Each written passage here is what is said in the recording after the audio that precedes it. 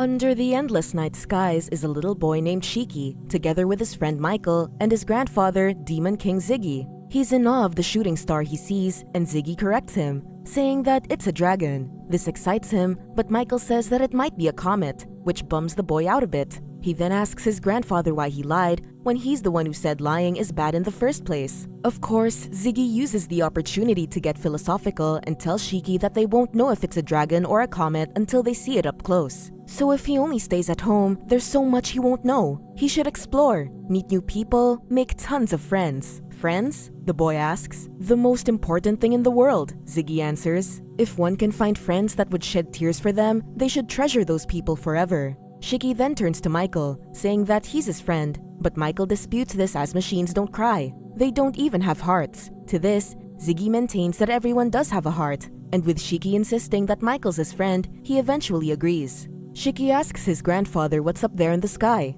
Ziggy answers space, where everything is, even Mother, who grants people's wishes. When asked about his wish, Shiki tells them that he wishes to make tons of friends. For the first time in 100 years, Granbell Kingdom welcomes its visitors Rebecca and her talking cat Happy. True to its name, Granbell is a grand and deserted theme park world in the Sakura cosmos. Rebecca and Happy are greeted with a grand welcome by the robots inhabiting the kingdom, which are also overly excited to receive a human guest. Granbell was known as the Kingdom of Dreams, where everything you wish for comes true. Rebecca here dreams of getting 1 million subscribers on her B-Cube channel. And same. So she traveled to Granbell to record videos of the planet and post them online. That's right, she's an influencer, folks, and not a very good one, seeing as she forgot to record the grand welcome the bots gave them. She asks if there's something else they can record, and the bots suggest a quest where they can defeat monsters. As she's exploring the place, Rebecca encounters a giant robotic cat. She adores cats, so she gushes over the adorable thing.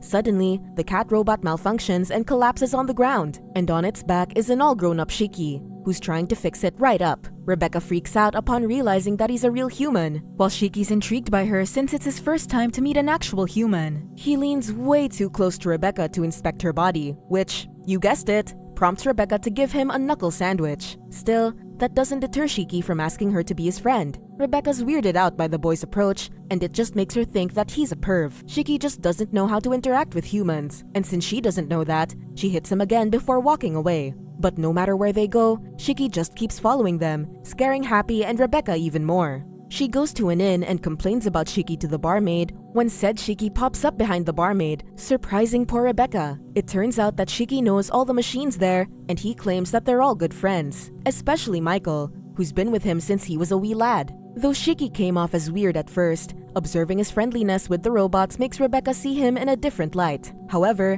when Shiki asks her to be friends with him again, she tells him to give her time to decide, disappointing him. Afterward, the machines host a party to celebrate their first guest in 100 years. They share plenty of delicious food, drink, and dance. Unbeknownst to them, a hunter bot is spying on them at the command of Lord Castellan, the ruler of Granbell. During her conversation with Michael and Shiki, Rebecca learns that Shiki chose to stay in Granbell because no one will fix the machines if he leaves. And with that, Shiki pulls an ace as he yawns before abruptly falling asleep and collapsing on the table, causing it to break. While staring at the sleeping boy, Rebecca thinks of cutting his hair since it's seriously bothering her. Detecting her curiosity, Michael reveals that 10 years ago, the Demon King robot Ziggy came into Granbell with a human child. Though nobody knew where Ziggy found the young Shiki, they are all certain that the Demon King loved him as his own grandson. The other bots love him too, so everyone let it be. Tragically, Ziggy has already broken down, and Shiki couldn't fix him. That night, Rebecca and Happy talk about the day's events. She's thrilled about her footage since they're sure to give them many views. The two are blissfully oblivious to the fact that all the robots, including Michael, are staring up the stairs leading to their room, and they're all vibrating. Come next morning, Shiki's surprised to see his short hair. He dashes off, freaking out and looking for Michael, but he doesn't find him, or any bot for that matter. Instead, he soon finds Happy and Rebecca tied up to some posts while the robots are just watching them.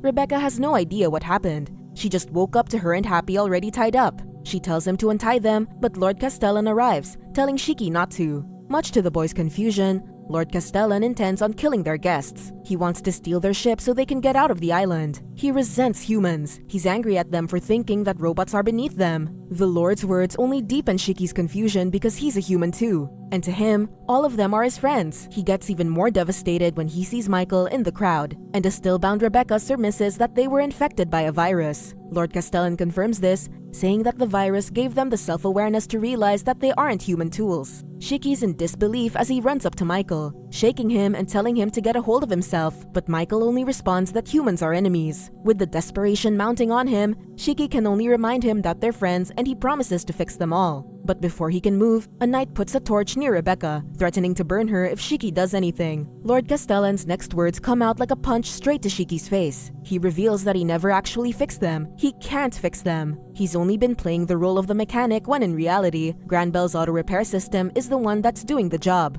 Lord Castellan also harbors a grudge against the humans because they abandoned them to rot on that deserted island. But now that they have a ship, they can exact their revenge against them. The increasingly distressed Shiki tries to remind Lord Castellan that he's human too, but he never left them. He's completely unmoved by this. The Lord says that Shiki just didn't have a ship to do so. Besides, they only let him live because he was the Demon King's brat. After spouting all those painful words, he declares all humans as their enemies while the others launch an attack on Shiki. It's a sorry sight. The robots that Shiki grew to love and befriend are all furiously hitting him. Rebecca can only cry for him in pity, begging them to stop. Amidst their helplessness, it's Rebecca's tears that give Shiki the strength to fight. The power in his hand activates, allowing him to send the robots flying. Shiki remembers what his grandfather Ziggy told him, that he should find friends who will cry for him and to treasure them forever. With this, Shiki takes on Lord Castellan by himself. Happy manages to free himself and Rebecca, and as they watch Shiki's duel with the Lord, they recognize the power running through his hands as the Ether Gear, a power that's come all the way from the Dark Ages. It allows the user to manipulate elements, even gravity. Lord Castellan continuously shoots him,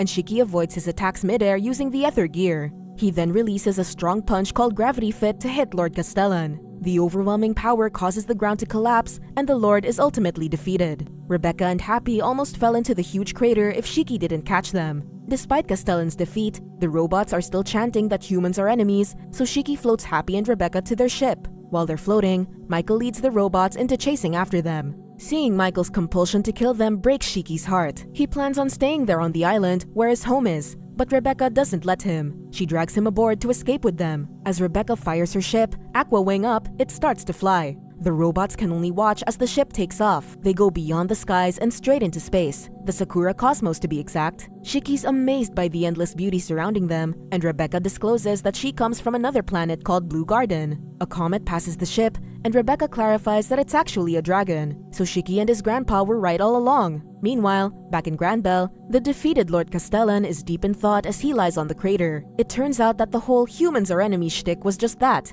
A shtick, an act. When Rebecca arrived, he saw this as a chance to send Shiki to the skies. It's only a matter of time before all of them break down, before all of them cease to be. So they want to send Shiki off before that happens. They know that the boy will insist on staying to fix them all until he's eventually left there with no one but himself and all the broken pieces of his heart and friends. So everything they did was for Shiki's sake. When the Demon King was still working, he made everyone promise to get Shiki off that island. That boy will change the universe, Ziggy once said. Lord Castellan reaches out for the sky, weakly telling Shiki to go. This isn't a place for humans, he thinks, before fading. Despite being machines, they feel sad to let that wonderful boy go. They've all gathered beneath the sky, watching it while they begin to die out, one by one. Michael never once looked away from it, and as everyone around him falls, he remembers what the Demon King said. Everyone has a heart, even him. If I knew I'd feel this sad, this lonely, I would never have wanted a heart in the first place, Michael thinks, before totally breaking down.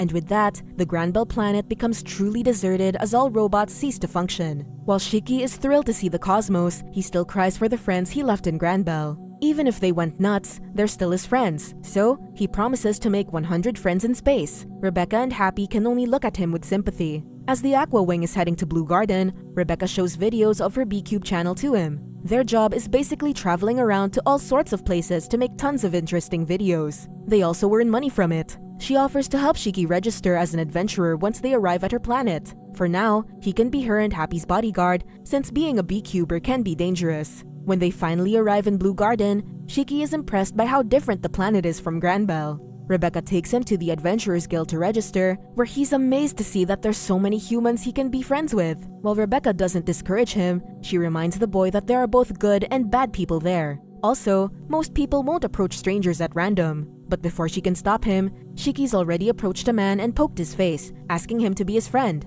Naturally, this weirds out the man and embarrasses Rebecca and Happy. As Rebecca pulls him back, Shiki notices the image of a giant woman. He's even more surprised when Rebecca reveals that she's Mother. You know, the mother Ziggy told Shiki about when he was a kid. Remembering this, Shiki immediately wishes that he wants to make tons of friends. Suddenly, he bursts out crying while wishing for Michael to become his friend again. Some of the adventurers who see this think that Shiki's got a few screws loose. Rebecca then tells him that what he's seeing is only a hologram. The real one is way bigger in real life and exists beyond their galaxy. A long time ago, an adventurer went beyond the Sakura cosmos and found her by coincidence. After that, adventurers began to worship her as the goddess of the cosmos. Hearing Rebecca's story, Shiki blurts out that he thinks he has met her before. Happy and Rebecca are shocked to hear this, while everyone else in the guild laughs at him, making fun of his ridiculous claim. Shiki, however, just thinks that they want to be friends, and since Rebecca's had enough of the embarrassment, she drags Shiki out of the building. She scolds him for saying that he has seen Mother when he never left Granbell until now.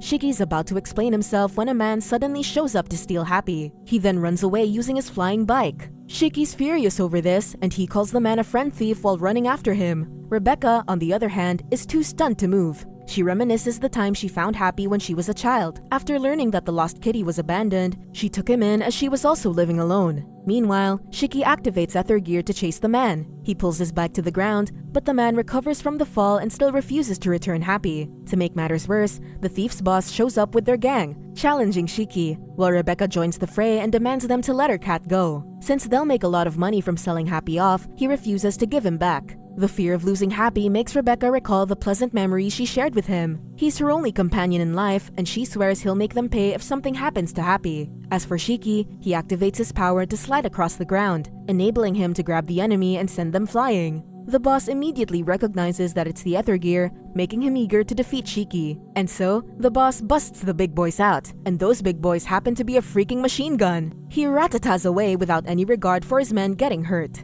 Trying to avoid the bullet, the thief trips, causing him to drop Happy's cage. This gives Happy the chance to escape and reunite with Rebecca. But when the two are together again, another memory flashes for Rebecca, one where she was involved in an accident as a child that killed Happy. To everyone's surprise, Happy suddenly undergoes a mechanical transformation and turns into a pair of guns. He becomes Rebecca's secret weapon, and now that she's armed, Rebecca goes berserk, shooting the thieves in the head. In retaliation, the boss doubles his firing rate to target her, but before she can get hurt, Shiki comes to her rescue and helps Rebecca float upside down so she can aim better.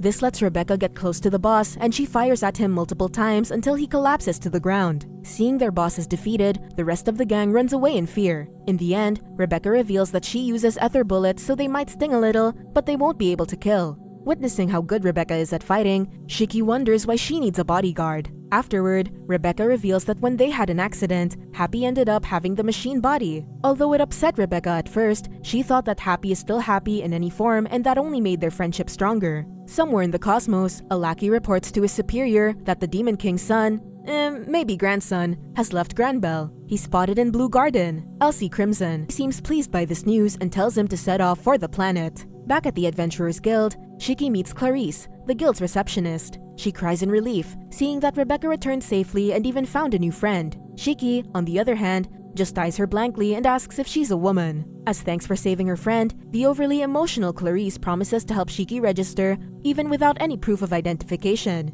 Shouldn't be any problem, seeing as Rebecca didn't have any papers either. When the other people there spot Shiki, they make fun of him again for his ridiculous claims of meeting Mother. They only stop when a particular woman arrives, and her presence alone commands the simps there to rise up and gush over her. She's La Villa, Rebecca's rival beecuber, and her very first line is her calling Rebecca the beecuber who can't get any views. Despite her horrid attitude, her simps are still simping. One of them asks for an autograph, and she agrees to give it for a small fee of 100,000 glees. Though the fan is taken aback, he agrees to this and ends up with La Villa's signature, a piece of dung drawn with gold ink. The fans go crazy, proclaiming it to be La Villa in her purest form. At least they're aware. La Villa then approaches Rebecca to continue making fun of her, saying that her videos are boring and egging her to quit. When Shiki asks who she is, Rebecca snaps that she's a pretty popular beecuber with a rotten personality.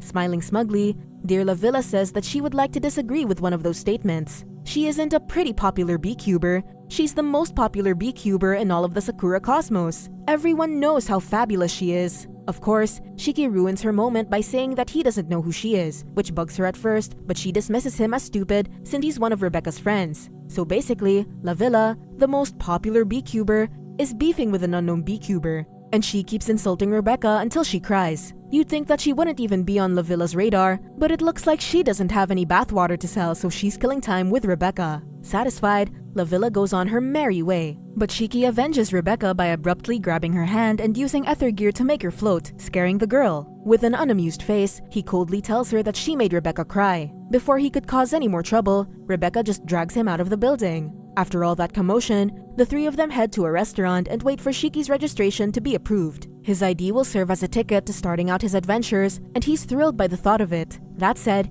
he's disappointed by the unfriendly atmosphere of the guild. When Shiki's adventurer's ID finally comes through, the boy gets even more excited. Since he doesn't have a last name, Rebecca decides to use the name of his planet, Granbell, Shiki Granbell, a beautiful name with beautiful memories behind it. Shiki's ID shows that he's in the lowest rank, just like Rebecca and Happy. While they are discussing Shiki's ID, they hear the next table admiring La Villa as they watch her videos. It upsets Rebecca, but she admits that she also thinks La Villa's videos are more interesting. Shiki suddenly grins after hearing this, and he suggests that finding Mother can help Rebecca create better videos. Rebecca's stunned by this as she's never thought of that idea. But thinking that it just might work, they all agree to go on an adventure to meet Mother. Since they can't do this with their current ship, they decide on getting a new ship along with finding capable allies. The first ally they can think of is a musician, is what I would say if we got Luffy on the team here. But no, the first ally they can think of is Professor Waze, the one who turned Happy into a machine. Meanwhile, in the guild, Elsie and her lackeys are asking Clarice if she knows Shiki. While she's hesitating to answer, a guild member tells them that he heard that they're going to planet Norma. With a pensive expression, Elsie remarks that this planet is already dead. Just as the guild member said, Shiki, Rebecca, and Happy are heading to planet Norma to meet Professor Waze. While they're traveling, Shiki suddenly asks to pilot the ship. Though Rebecca and Happy think it's dangerous at first, seeing as Shiki's never flown a ship before, the two figure that it'd make for good content. Well, they're not wrong. A weird kid trying to pilot a spacecraft for the first time? The title just writes itself. And so, they agreed to let Shiki fly Aqua Wing. While taking a video of him, Rebecca teaches Shiki how to use the controls, but the boy suddenly pushes all the buttons at once, causing the ship to malfunction. While Rebecca and Happy are panicking, Shiki's pretty much weeing there. They rapidly enter the atmosphere of the planet, and Shiki's having the time of his life dodging the huge pillars of rock-like crystals in the sky. He even finds the time to brag about his piloting skills. Because of this, he doesn't notice the large pillar before them and bumps into it until they crash. Though Rebecca's furious over this, she's glad that she got some good videos out of it, while Happy's worried about their ship. Shiki then uses the ether gear to help with setting their ship properly. A few moments later, an alarm goes off, warning them of the large ether crystals that will rain on the land. Shiki's horrified by how dangerous it is and wonders how people even live on this planet. In response, Rebecca and Happy take Shiki to the underground city where people live. Upon entering the city, Shiki is amazed to see the array of humans and other creature-like animals and cars there. They then proceed to Professor Waze's house only to find it empty. Shiki spots the goggles, and when he tries them on, he discovers that it has X-ray vision. Just as Rebecca is scolding Shiki for messing with the professor's stuff, a young man who claims to be Professor Waze arrives, pointing a gun at them. Rebecca and Happy are scared of getting shot, while an unafraid Shiki chirpily remarks that the man seems a lot younger. A thought then crosses his mind, chipping away at his pleasant demeanor. "Aren't you supposed to know each other?" he asks. 20,000 years later, on a dead planet, two explorers find two human corpses, one of a woman and a man. After praying to Mother for their souls, one of them discovers a cube-like device, something that they haven't seen before. It's a bee cube, and on its back, they see the faded writing that says EdensZero. We then see a girl named Xiao Mei floating in the cosmos. She tells us that we'll know more about her in the future, but for now, consider her as the narrator of the story. Xiao Mei says that yep, the last episode really did jump 20,000 years into the future, but she tells us not to worry. After all, time doesn't have much bearing in this tale. We then go back to Shiki and Co. They're all still confused by the event, with Prof. Wei still pointing his gun and not knowing who they are. He then suspects that they're working for someone called Sibber. Suddenly, Shiki points out that there is someone beneath the floor above them. How did he know? By using the X-ray vision goggles, of course. At that moment, the person starts firing at them. Using his powers, Shiki then breaks through the roof and takes down the attacker. During all this, the weirdly young professor runs away. The attacker suspects that they're working for Waze. What's with these people and their suspicions? Still under that belief, the man tells them to relay a message to Waze. Sibber will make him pay for betraying them. Shiki just laughs at this, saying he can't take the guy seriously when he's naked. Remember that he still has the X-ray goggles? Afterward, these three are having a meal, still trying to make sense of what happened. Rebecca shows Shiki a picture of the Professor Way she knows, which is basically a white-haired and older version of the weird man earlier. Happy theorizes and freaks out. Maybe the professor made some age reversal drug that wiped out his memories. This makes Shiki freak out too. Silly cat and Shiki. Rebecca, still feeling something's amiss, notices she can't connect to the internet. Then, a news report comes on about the establishment of the Adventurers Guild in Blue Garden, confusing Rebecca. The guild was established 50 years ago. Happy thinks it's just an old broadcast. As Rebecca watches the news, she remembers the last time she saw Professor Ways. She and Happy are still young then, and they're inviting the professor to live with them in Blue Garden. He doesn't want to though, as it's too crowded for him. Rebecca suggests she and Happy will live in Norma then. The old man just laughs and reminds them that the planet's dying. It's no place for fragile kids like them. At that, she immediately leaves the restaurant, with Happy and Shiki following. As they observe the surroundings, Rebecca notices that the cars are old models, and all the machines are outdated, and she realizes that they arrived on planet Norma 50 years ago. Therefore, the weird guy they just met is actually the real Professor Ways 50 years in the past. They, understandably, all freak out. But still, Rebecca thinks of hosting a live stream. Going back in time will surely be interesting. Then Happy reminds her that they don't have internet. Shiki asks about the professor, and Rebecca says they can't do anything. If they do, they'll create a time paradox. As they're discussing, a giant robot appears, controlled by Sibber and accompanied by his underlings. They demand to know Professor Ways' location. Sibber tells them that the guy stole money from him, which shocks the three. Shiki then gives him a new moniker, Professor Thief. Fitting. Meanwhile, said thief is hiding under a bridge, claiming the briefcase he stole from Sibber as his. Nobody, especially Sibber, can take it away from him. Since Rebecca is aware that messing with the happenings in the past might change the future, she convinces Shiki for them to just flee. The goons, of course, chase them. Shiki activates his power to allow them to fly down the street, easily avoiding Sibber's missiles. Just as Sibber is about to catch up with them, Shiki turns around to counter with the gravity fist, causing the giant robot to collapse on the ground. Only after his attack that Shiki realizes that he shouldn't have done anything. Rebecca comments that his power truly is limitless, while Happy tells them that they should hide. Shiki's come a long way, literally, since he left Granbell. His powers truly know no bounds, and defeating Sibber's robot is just the beginning of their adventures. Perhaps Ziggy was right. Shiki will one day change the universe. Subscribe to watch more videos like this. Turn on notifications. And leave a like, it really helps the channel out. Thank you for watching.